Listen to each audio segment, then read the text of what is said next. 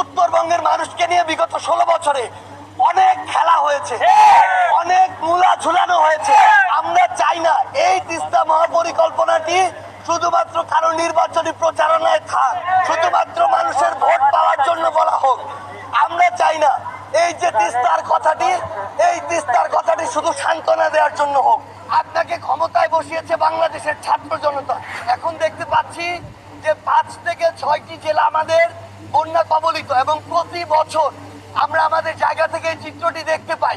উত্তরবঙ্গের মানুষের একমাত্র চাওয়া এবং প্রাণের দাবি এই যে প্রত্যেক বছর বিভিন্ন সময় বিভিন্ন আঙ্গিকে এই যে বন্যাটি হচ্ছে, এটি তো নিয়ন্ত্রণ করার সুষ্ঠু একটি ব্যবস্থা করা সম্ভব।